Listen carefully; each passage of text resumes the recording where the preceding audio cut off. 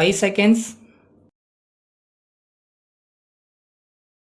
Start. சட்டப்பேரவையில் வரவு செலவு திட்டத்தின் மீது ஓர் உறுப்பினர் பேசியதாவது: மாண்புமிகு துணைத் தலைவர் அவர்களே, இந்த ஆண்டு அவையில் அளிக்கப்பட்டுள்ள வரவு செலவு திட்டம் எல்லோரும் ஏற்கக்கூடியதாக இருப்பதால் மாண்புமிகு நிதியமைச்சர் அவர்களை நான் பாராட்டுகிறேன்.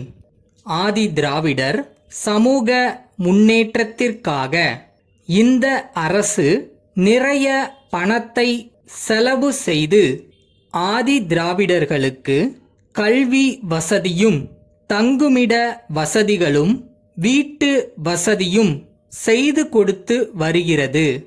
ஆதி திராவிட மக்களுக்கு இன்னும் தேவைகள் நிறைய இருக்கின்றன. ஆகையால் அவர்கள் இன்னும் விரைவில் முன்னேற்றம் அடைவதற்கு தேவையான வசதிகள் செய்து கொடுக்க வேண்டுமென்று கேட்டுக்கொள்ளுகிறேன். அடுத்து, குடிநீர் வசதியை பற்றி ஒரு சில வார்த்தைகள் சொல்ல விரும்புகிறேன். அரசு குடிநீர் வசதி இல்லாத எல்லா கிராமங்களிலும் அந்த வசதியை செய்து கொடுத்திருக்கிறது. முன்பே குடிநீர் வசதி செய்து கொடுக்கப்பட்ட சில இடங்களில் பழைய திட்டங்களுக்கு மத்திய அரசிடமிருந்து நிதி உதவி கிடைக்கவில்லை என்று தெரிய வருகிறது. அதனால் பழுதாகி இருக்கும் பழைய திட்டங்களை புதுப்பிப்பதையும் அதிகப்படுத்துவதையும் கைவிடக்கூடாது என்று தெரிவித்துக் கொள்ளுகிறேன்.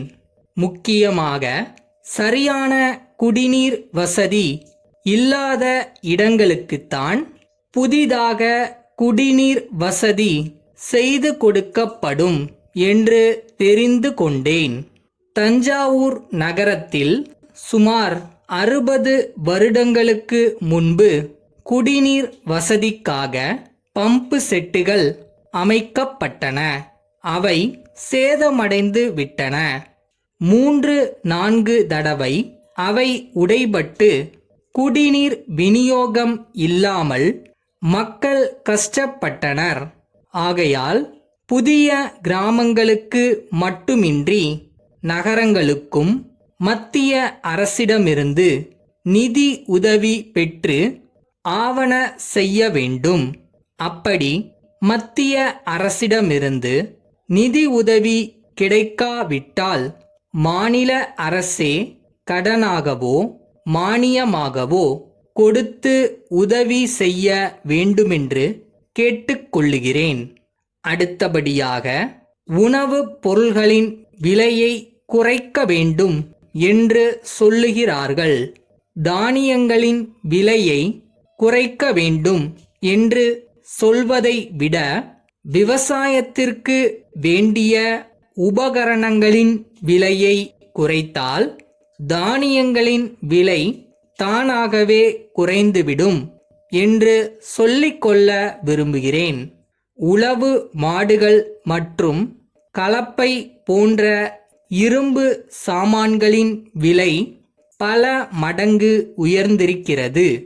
உரங்களின் விலையும் இவ்விதம் உயர்ந்திருக்கிறது. இவற்றின் விலையை குறைக்க அரசு தக்க நடவடிக்கை எடுத்து கொண்டால் தானியங்களின் விலை தானாகவே குறைந்துவிடும். விவசாயிகளும் நிலச் சொந்தக்காரர்களும் தாங்களாகவே விலைகளை குறைத்து கொண்டு விடுவார்கள் என்று சொல்லிக் கொள்ளுகிறேன். கடைசியாக ஒரு கருத்தை சொல்ல விரும்புகிறேன். கடைகள் மற்றும் கடை பணியாளர்கள் குறித்து சட்டம் இயற்றி இருக்கிறோம். இரவு 8 மணிக்கு மேல் கடை தொழிலாளர்களிடம் வேலை வாங்க கூடாது என்று குறிப்பிட்டிருக்கிறோம். பல நகரங்களில் இந்த விதி சரிவர கடைபிடிக்கப்படவில்லை. இதை சரியாக கண்காணிக்க வேண்டுமென்று கேட்டுக்கொள்ளுகிறேன். இத்துடன் என் உரையை முடித்துக் கொள்கிறேன். சாத்தூர் தேசிகன் கூட்டமைப்பிலிருந்து நாக்பூர் திரு ராமையா அவர்களுக்கு எழுதும் கடிதம்.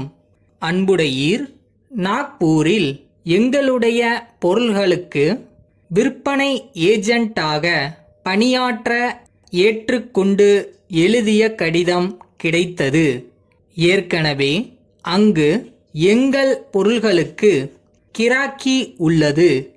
இத்துறையில் பல வருடங்களாக பணியாற்றி வரும் உங்களை போன்ற ஒருவர் எங்களுடைய ஏஜென்ட்டாக பணியாற்றினால் விற்பனை இன்னும் அதிகரிக்கும் என்பதில் சந்தேகமில்லை.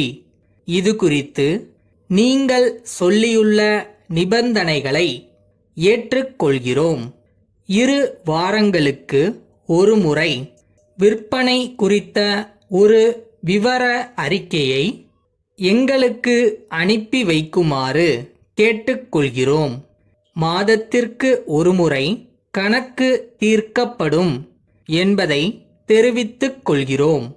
உங்களுடைய வாடிக்கையாளர்களுக்கு விலையில் தள்ளுபடி அளிப்பதையும் பற்று வரவில் விற்பனை செய்வதையும் பொறுத்தவரையில் நம்முடைய பரஸ்பர உரிமையை பாதிக்காத வரையில் அது முற்றிலும் உங்களுடைய விவேகத்தை பொறுத்தது. இத்துடன் இணைக்கப்பட்டுள்ள ஒப்பந்த நமூனாக்களில் நாங்கள் கையெழுத்து இட்டுள்ளோம். ஒரு நகலில் தாங்களும் கையெழுத்திட்டு அதை எங்களுக்கு அனுப்பி வைக்குமாறு கேட்டுக்கொள்கிறோம்.